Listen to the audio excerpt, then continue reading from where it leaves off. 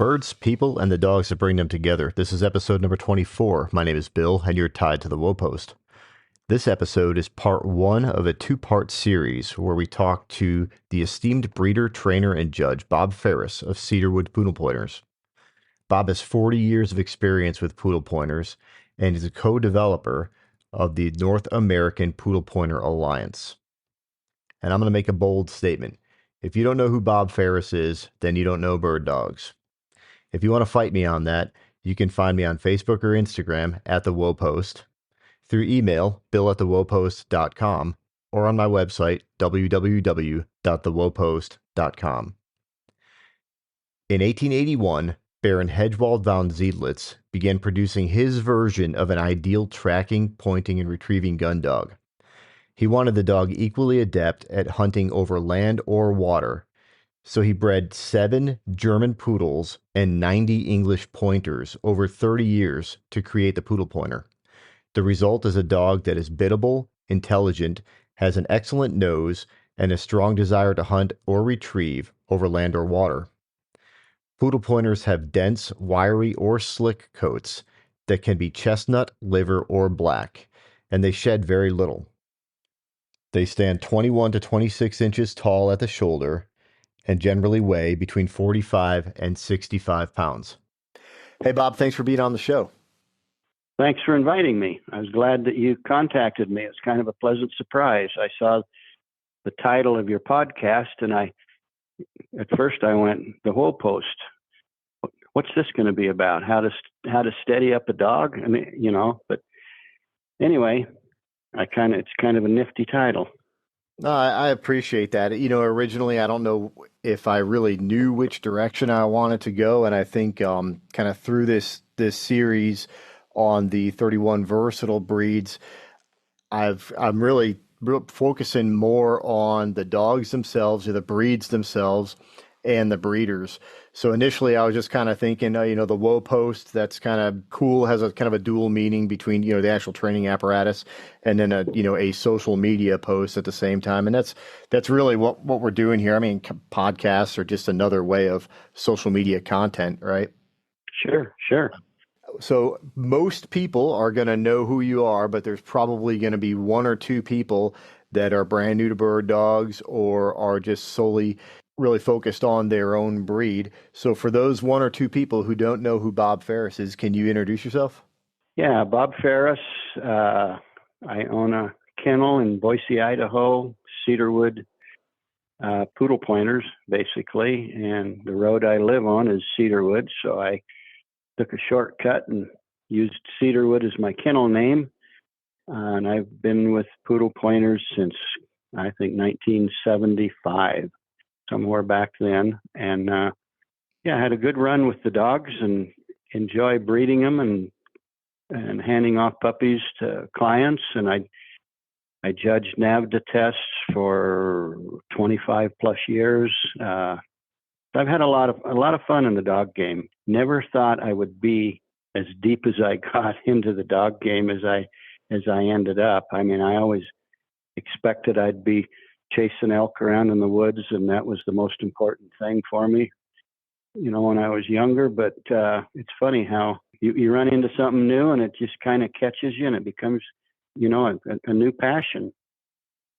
Yeah, I think there are a fair number of people that started out as big game hunters, and as they maybe got an appreciation for hunting in general, as they matured as hunters, just started branching out. And that's really what I did. I was hunting deer on the East Coast, and I ended up out of curiosity going duck hunting one day, and I really enjoyed that. And then again, out of curiosity and want to branch out a little bit more, I actually went to an upland preserve and just had some just some birds put out and hunted over one of the guide's dogs.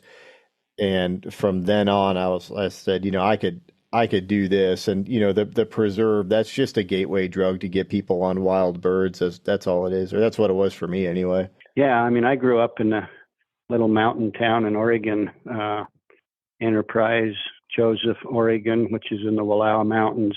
And, the big game hunting here still is superb. But I would hunt pheasants with my dad. I'd hunt ducks with my dad. But the dog was very, very secondary. You know, the hunt was to bring meat home and eat it. That was what it was all about. But he always had a setter. He always had a Llewellyn setter. So my first dog, you know, when I left home, I ended up at Boise State going to college. And my first dog was an English setter. And lo and behold, I mean, it was a great little dog. And it was out of, its grandpa was a dog named Johnny Crockett, who was there were two setters that won the national, Mississippi Zev and Johnny Crockett. And I mean, I had no idea I was getting into such a high-end dog when I bought this little dog. And next thing I know, I got evicted from where I was living. The guy that rented me the little house that I was renting just said no pets, and he said you got a week to get out. So I thought, I'm not going to go through this again. So I ended up buying a house, which I still live in today, the same house. I remodeled it, I think, 4 times. But anyway, that was clear back in 1969. I don't know how many people can say they live in the house they bought in 69. Not too many, I wouldn't think. Not many. And I wouldn't, I look at it and I think I paid $19,000 for a house and 2 acres. I don't many people can say that either. No. Times have changed. But, that little setter, next thing I knew, I was hooking up with some guys training and doing some field trials. Back in the day, it was Field Dog Stud Book, and it wasn't really the horseback field trials. It was just walking field trials. And I just fell in love with training dogs and somewhat the competition. But, yeah, it's been a long adventure since then. Then I discovered ducks and realized, Boise Valley wintered over 1 million ducks in the winter, and between the Boise River and Payette River and Snake River, it was fabulous duck hunting. But my little setter was not going to go out in the Snake River, so I had to get a retriever. So I bought a Chesapeake. Okay. I had a neighbor down the road that raised them, and next thing I know, I'm field trialing against labs and Goldens and AKC retriever field trial. I did that for 5 or 6 years, pretty hardcore. So with all that, you kind of learn how to train a dog, at least for the hunting part. And in the field trial, the retriever field, I won a lot with this Chesapeake. He was a great dog, just a great dog. He came from John Lundy's Aleutian line. His grandpa was a famous dog named Adam Bob that's in the Hall of Fame, and it just all kind of continued on. But I ended up starting to take in dogs to train. Once I worked in a hospital. I supervised the lab in one of the Boise hospitals, and I got to know most of the doctors because I would show up in the morning and have coffee down at the doctor's lounge and just talk about hunting and dogs. And most all of the doctors back in the 70s, all of them hunted. And so a couple of them asked me to train their dogs, their labs or springers or whatever. So I started training some dogs, added some kennels. I added 7 kennels to take dogs in, and it just kind of cascaded. And so over the years, I probably trained 600-800 gun dogs for other people. I remember one time I had 15 dogs in training. I was renting kennels. I'd get off work at 2:30 and run out to Dave McGinnis's kennel, and he'd charge me $100 a month to board and take care of about 6 or 8 dogs. And I'd run out and train them and be home by dark. And that's what put my kids through college, was dog training. And then one day a guy brought me this fuzzy-faced little dog, and he said, "This dog is completely trained. You don't need to train it, but I want to pay you to hunt it." And I'm thinking, I said, "What kind of dog is that?" And he goes, "Well, it's called a Pudelpointer." And I'm thinking, I'm not going to take a fuzzy-faced little bobtailed dog out in front of my friends. And I got these beautiful setters, but if he's going to pay me to hunt it, I'll never forget the first day I put that dog down. I was hunting along the edge of the Snake River, and that dog went on point, and a big old rooster took off trying to cross the Snake River, and I knocked it down in the water, and I thought, Christ, I'm never going to see that duck, that rooster. And at that time, I heard a splash, and that little poodle pointer swam out and brought the rooster back and came right up and delivered it to hand. And I went, wow, this dog had been trained and run in a utility test by Bodo Winterhelt. So it was a very, very well-trained dog, and it was a very well-bred dog. I had never seen a dog that was that effective to hunt birds over because, I took it chucker hunting, I took it pheasant hunting, and I didn't really take it duck hunting as much as just to jump shoot ducks. But I'd never seen anything that was, you could just load up one dog and go hunt anything. And so I had to have one. So I started searching for one, and I found a guy named John Cagle in Ontario, Canada. And he sold me my first poodle pointer. And that was probably around 75. And it's just been all downhill since. Back in those days, there weren't many poodle pointers being bred, and they were really hard to come by. And I got to know Bodo, and he moved to up near Spokane, Washington, Oakley, Washington. And so I went up and stayed with my sister in Spokane for a week and trained with Bodo, wanting to learn how to teach dogs how to track and do all the kind of the versatile things. And he then let me know there was a litter of puppies up in Calgary, a guy named Jim Stevens had. And he said, both parents are utility prize one parents. And he said, first time in the history of the breed, there's been 2 utility prize one dogs bred. Sure. And he said, if you want to be a breeder, you better buy 2. So I bought 2 females out of this litter, and Bodo actually went up and got the puppies and brought them back down. And so that was kind of my start. And they were exceptionally good dogs. I look back and I think, they were way above the bar as, type dogs. They weren't average at all. And the one little dog, Axel, was a better field dog, and Alita was a much, much better water dog. But I always kept a Chesapeake because I hunted the Snake River a lot, and I hunted a lot with my old field trial buddies, and they all had labs, and so I hunted an awful lot where the Snake River is anywhere from 200 to 300 feet wide, and it's a big river, and we'd usually hunt an island, so you'd kind of cut that distance to the far bank and cut down to maybe 100 yards. But I'll never forget. First, I took Alita. I left my Chessie home because I didn't need to see any growling dog. He didn't like another dog sniffing the ducks, and he'd get a little bit Western about it. So, well, they've got that reputation too. My Chessie was the same way. He could be pretty protective from time to time. Oh, he was.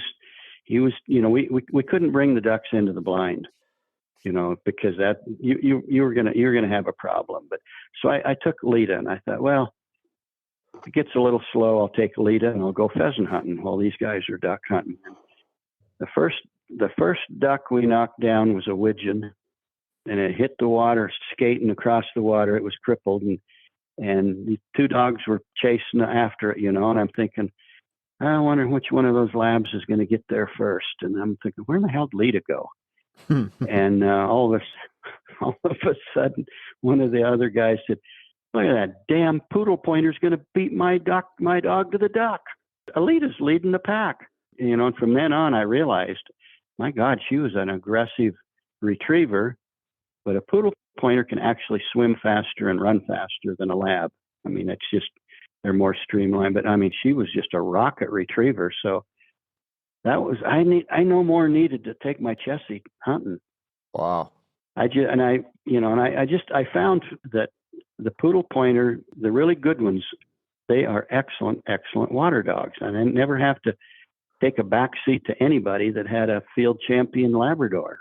One of these labs was a field champion lab that she outperformed that day. And the rest of the day, every time we'd knock a duck down, I'd say, you boys want me to tie the poodle pointer bitch up, and so your dog gets a little work here? I was always pestering with them, but I just had no idea.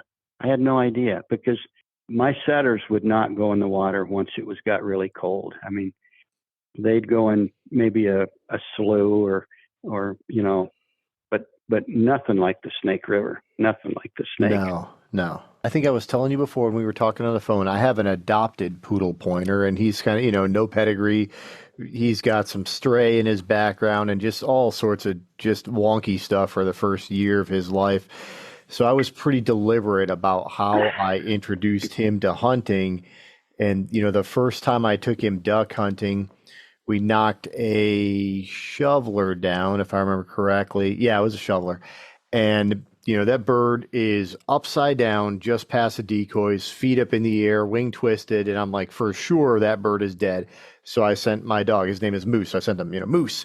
And he swims out there, and he got probably 5 feet away from that bird, and it righted itself and it dove.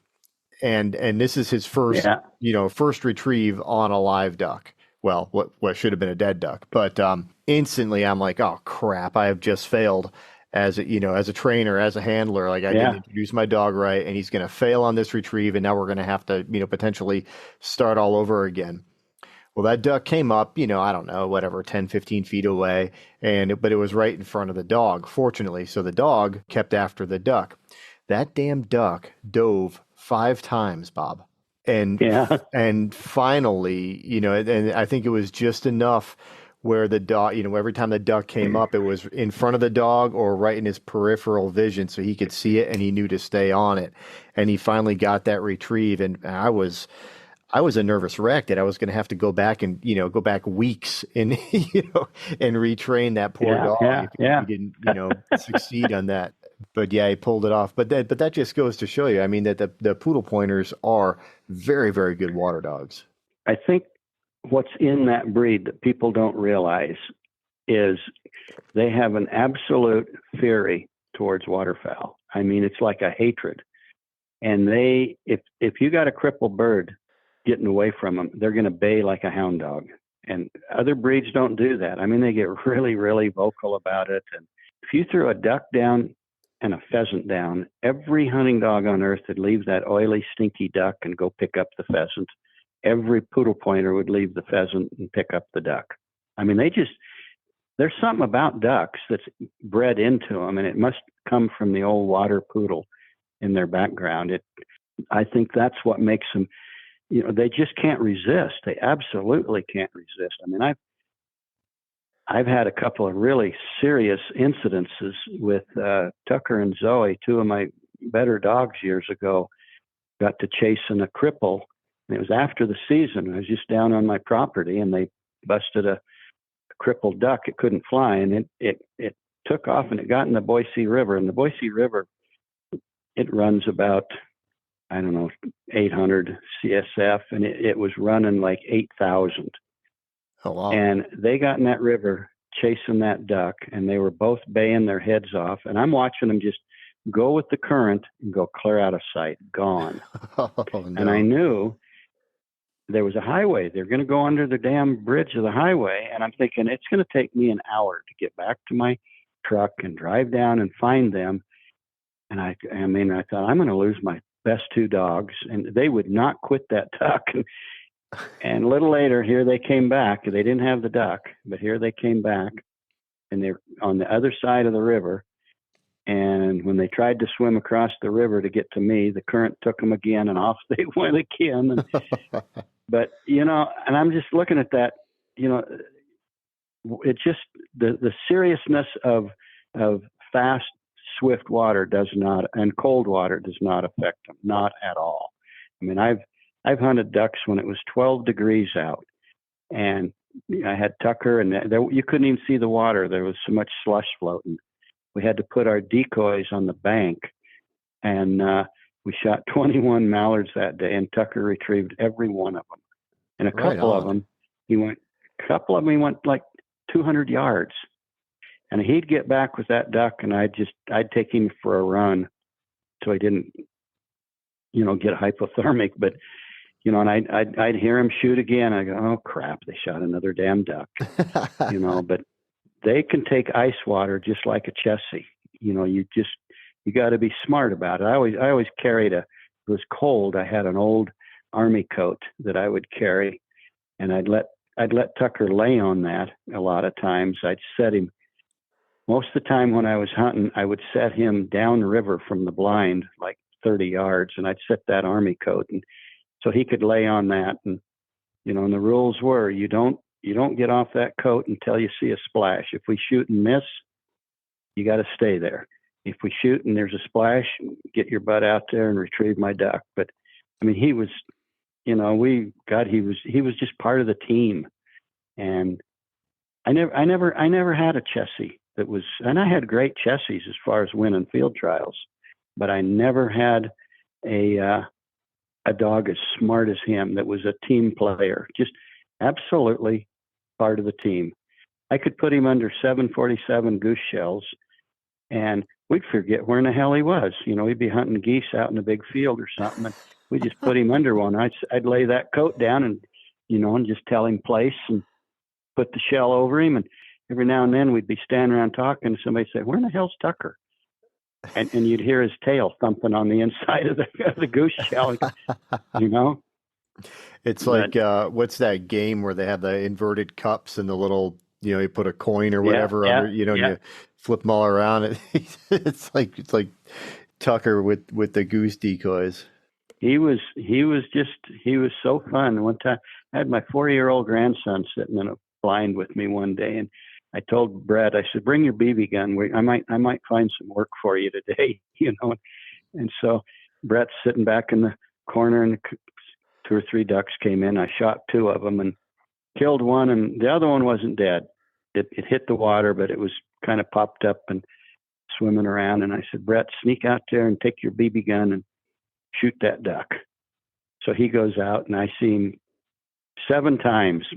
And there was a splash, 7 out of 7. Finally, the 8th shot, there was no splash, and by now I think the duck just died. But I said, "Okay, come back in here and get Tucker. Have him retrieve those ducks." And so Brett, "How do I do it?" And I said, just take your hand and show him the duck and say fetch. Anyway, he comes back into the blind, and he had both ducks, and he's crying. I said, what happened? He goes, "Grandpa, I'm in really big trouble. You made me kill somebody's pet." I said, "What are you talking about, pet?" And he goes, "This duck's got 2 bracelets on each foot." Oh, well, wow. It was banded.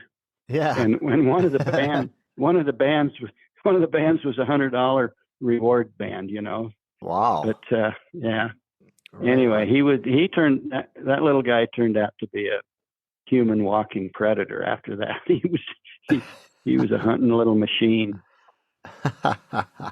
Oh, that's great. And his first retrieved duck, he gets a double banded duck. I've been duck hunting for a long time. Banded.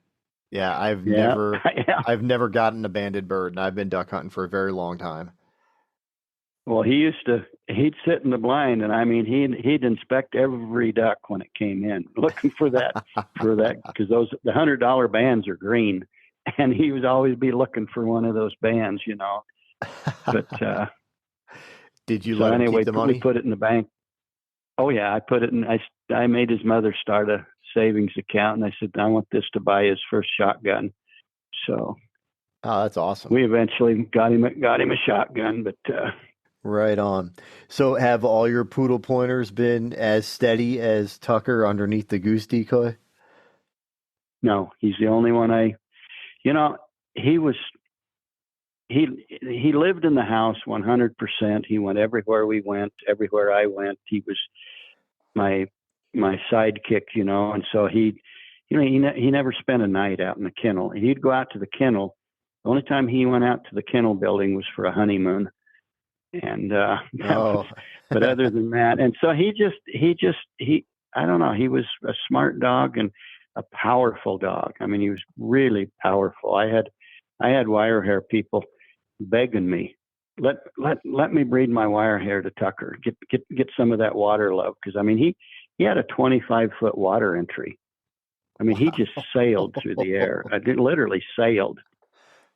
But he was an above average field dog, but he was the best water dog I've ever seen in my life. I've never seen anything comparable to him. And most people that met him and saw him, like saying, we had a swimming pool. I had to throw a dummy in the pool from one end to, it was 40 feet long, but I could not throw it across the pool because it was 20 feet wide. He'd go clear over the pool and crash into the concrete. I mean, Oh, no. And anybody that came to our house, I would tell them, you will go to your grave and you will remember your father and you'll remember Tucker. He was just one of those. And the other thing about him was he was the most affectionate dog I've ever seen. He'd come up to a stranger and he'd nuzzle him pump him with his nose, like, how come your hand isn't petting me? He just was extremely affectionate towards people. Afraid of cats. And, he was just harmless like that.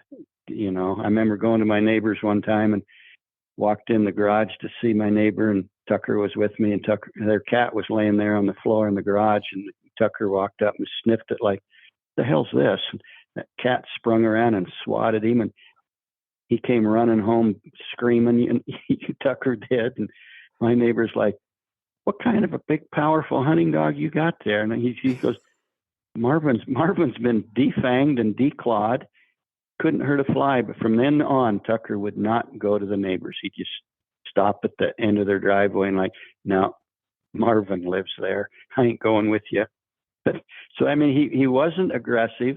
He would never kill a bird, ever. Everything, if it was crippled, it came back alive and not a puncture anywhere. Very soft-mouthed. I have a witness to this, or I'd never even tell this story because people wouldn't believe it, but I was in North Dakota.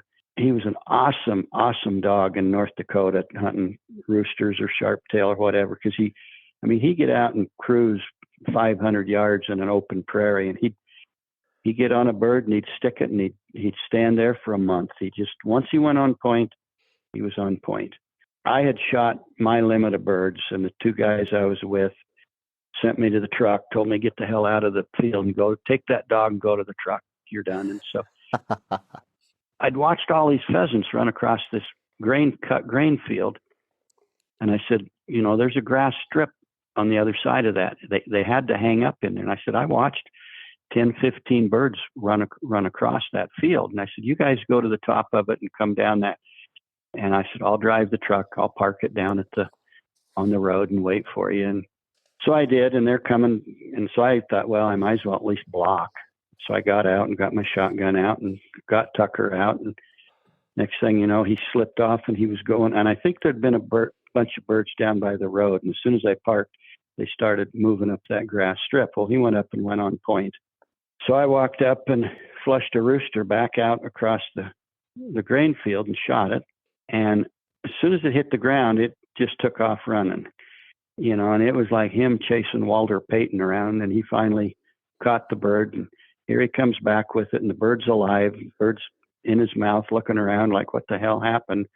Well, when he got just almost to me, a second rooster flushed, and it flushed and went the other way out over a plowed field. And I knocked it down. Well, he never dropped the first bird, and he's still got it in his mouth, and he's chasing the second rooster. Well, he can't put it in his mouth. He knows this.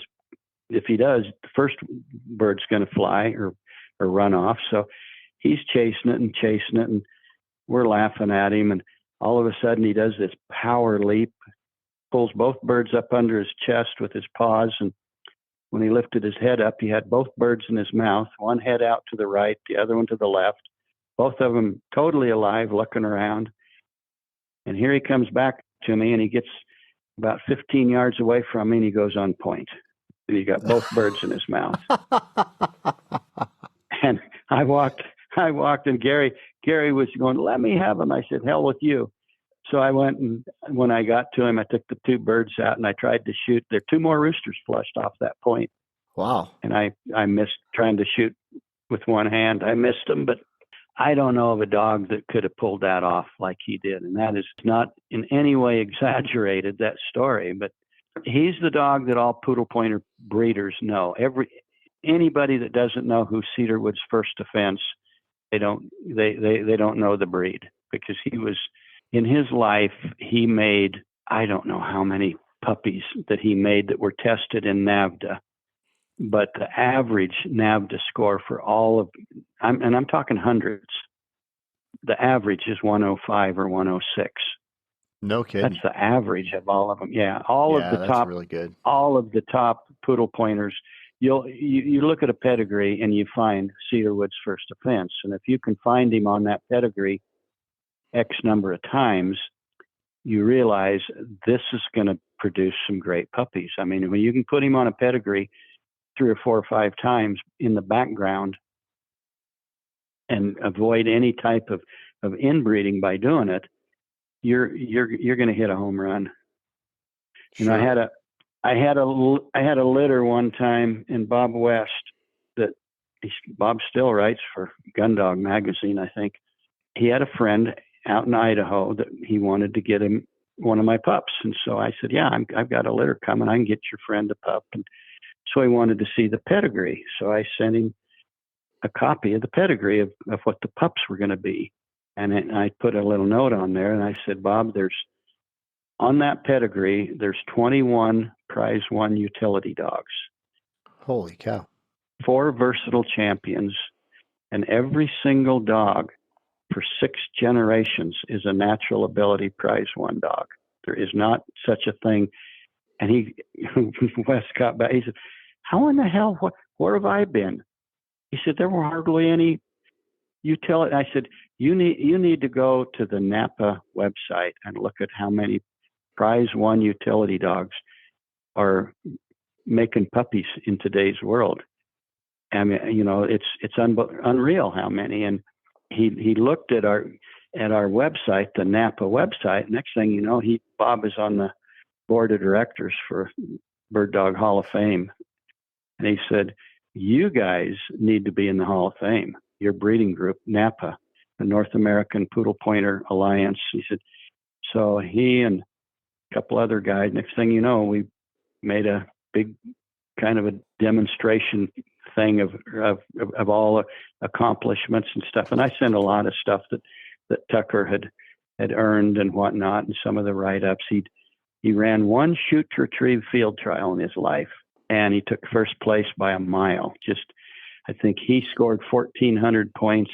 Second place was 700-800. I mean, he just was something else. So yeah, he's down there in the Hall of Fame, which throws another story out. Well, let's hear it.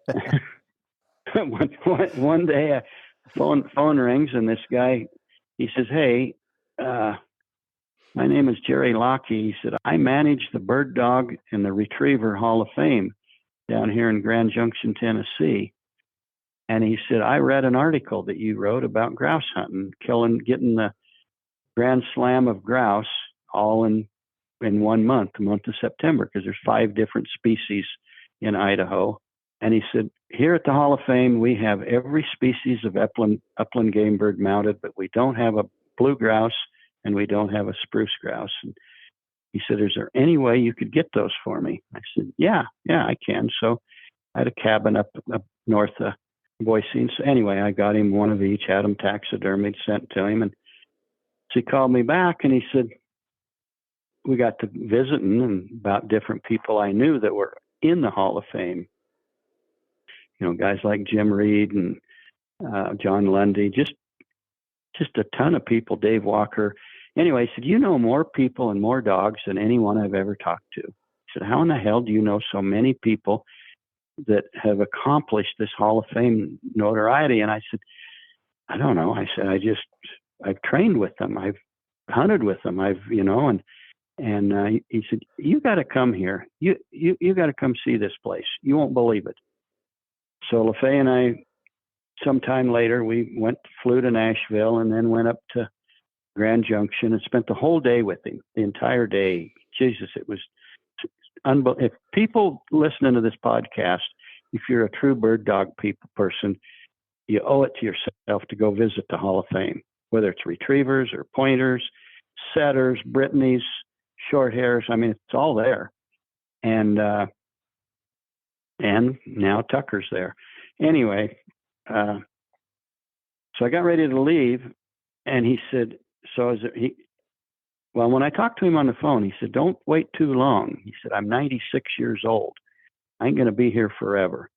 He said, "I really want to meet you." So we scheduled a trip and we went and we met him. And when I got ready to leave, he said, "Well, is there anything you want to ask me that I didn't tell you?" And I said, "Yeah, I want to know about that hat you're wearing." I said, "Here I am thinking I'm in bird dog country, and you're not wearing a retriever hat or a pointing dog hat. You're wearing a hat, and it looks like you spilled your breakfast across the bill.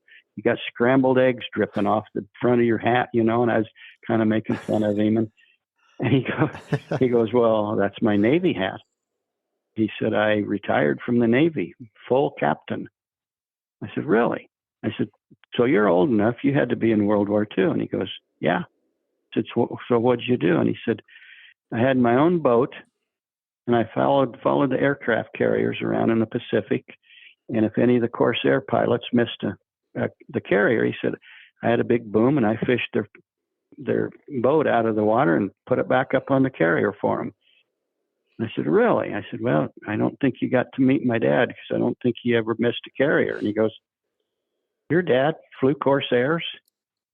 And I said, "Yeah, I don't know much about it. He wouldn't talk about anything he did in the war. I asked him one time if he killed anybody, and I thought he was going to hit me for asking him that. And I said, way after the war, he went to Japan almost to apologize. He wanted to meet the people of Japan. And so about, I don't know, 2 weeks later, I got a letter from Gary, and he had done all this research, and I don't know how he did it, but he said, "Your dad won the Navy Cross, which is the highest award a Marine pilot can earn. Your dad flew with Pappy Boyington and the Black Sheep. Your dad flew the first Corsair that had missiles. Your dad signed up for some of the most dangerous missions in the South Pacific, where he had to fly under the Japanese radar, and he said Pappy Boyington had 26 kills. Your dad had 20. And wow. I'm thinking, I would have never known that had I not gone to the Bird Dog Hall of Fame. I would have never known, because it was just a big secret, kind of in our family. I knew he flew, and I knew I knew the name of the plane, but I did not know anything about, and after the war, he stayed in Pensacola, Florida as a flight instructor for a couple of years. And then he just got tired of it and came back to Wallowa County and started a business, and the rest is history. But somebody wanted you to go there. I guess. I mean, it was just kind of what a small world. Gary Lockheed lived to be 102. I mean, what a wonderful man, though, and dedicated much of his life to the Bird Dog Hall of Fame, to running it and making, and like I say, if somebody that listens to this hasn't ever been there and you want to go to Nashville and listen to music, make a trip up there, because it's incredible. It's incredible, the amount of pointing dog history, and all of the LHU pointers, all of the top dogs that's there ever been of every breed is in there. I go along and look at my old friend Jim Reed, his dog Lancer D, and John Lundy's dog Adam Bob. It's just so cool to visit that. And even if you don't know the people and the dogs, it's still, hell, my wife spent the whole day snooping through the cemetery there, looking at headstones. And it's very, very, very professional. I've got to make a trip down there. It's really only maybe 3 hours, 4 hours from where I live. So I've got to make that trip one day, bring the kids down there. Well, if you do, go in and tell Tanya, Bob Farris said hi. I sure will. Yeah. So you mentioned All Tucker's descendants did really well, and now did you ever get around to testing him, or were you not testing yet? Oh yeah, no. He was part of the crew. What did he score? He didn't get a prize one in utility, and I always tell people I don't think it was possible. He's too explosive. He's too smart. He'd do all the water work to perfection, but sooner or later in the field, he was going to find a way to find, instead of 3 or 4 birds, he was going to find 7 or 8, and he was going to be breaking on the last 2 or 3. I mean, he got a 196 6, prize 2, I think, when I tested him. But Okay. and like I say, he produced lots and lots of top end dogs, and I think he allowed me to do. There were some other dogs that were like his dad. Amadeus was an off the charts great dog. I had another dog named Cedarwood's Daunting Spirit that was just a great dog. And I ran a dog at Boise State football games that retrieved the kicking tee, and that dog was just absolutely electric to watch retrieve. And he was a prize, I don't know, prize 1 or prize 2 utility performer. But I've run over 50 dogs in utility, in NAVDA utility. I've run over 100 in natural ability. So, I mean, every dog I've ever owned has been run in NAVDA tests. I never owned a poodle pointer that wasn't. I'm doing the math on how much money you spent on NAVDA testing your dogs right now. That's why you raise puppies, so you can pay for all that. It's yeah, Exactly. or that's why you take in gun dogs to train, so you can. Yeah. It's an expensive game, very expensive game. Yeah. I think I judged NAVDA tests for 25 years, and I mean, I judged in Nova Scotia, Quebec, Florida, California, you name it. So I got to see a lot of country because of the judging and meet a lot of people and whatnot. It's pretty, it was enjoyable. I'd tell anybody that's an enthusiast in NAVDA, do the apprenticeship, and so you can judge and you get to meet a lot of great people. Some are hard hunters, some are not. In our world today, there's a lot of hunting dog people that really don't hunt. They think they do, but they really don't hunt. Every breed has really dedicated, serious hard hunters, and then every breed has ones that are, they just like to do the dog games, which are NAVDA tests or shoot, retrieve, field trials, something like that. But they don't actually go out and hunt wild birds, and that's okay. I always like telling this story that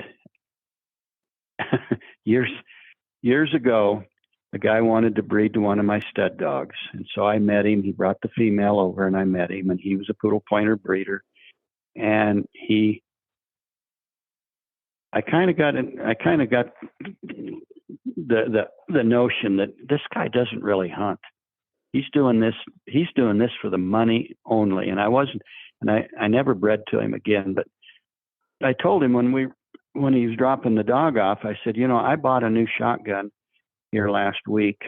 And he said, I haven't had a chance to use it. I said, but I bought it specifically to hunt quail with. And I said, it's a 270. Have you ever had a 270? And he looked at me and he says, no, but I hear they're great quail guns. And I thought, okay, I got you. I got you. That's, I've had, I've been able to talk to a bunch of different breeders, especially over the past few weeks doing this.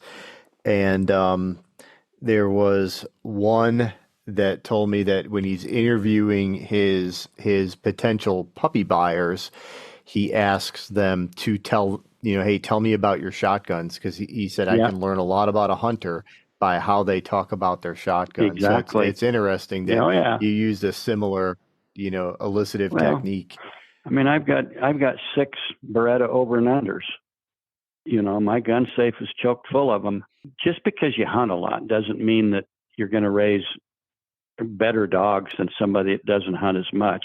But sitting around thinking about where the poodle pointer itself has come in the last 20 years, Bill Athens and I, two of us went to the Czech Republic. And while we were over there sitting in a bar one night, we were talking about what's going to happen to this breed. I mean, we're over there looking at new breeding stock, thinking, how are we going to protect this breed from all the fools that are, as it gets popular, there's going to be a bunch of fools get involved. How are we going to protect it? So when we got back, we created the Poodle Pointer Alliance. I hope you enjoyed episode number 24 of the Woe Post podcast. Be sure to come back on Thursday for episode number 25, which is part 2 of this conversation. We're going to talk more about the development of Napa and a few other really good, interesting Bob Farris Poodle Pointer stories. Find me on Facebook or Instagram for updates on the 2 new puppies, and you should be seeing those today because by the time this posts, I'll have picked up those puppies in the last 2 days. Be sure to leave a 5-star review on your podcast platform of choice and share this podcast with all of your bird dog friends. See you Thursday. Stay steady and God bless.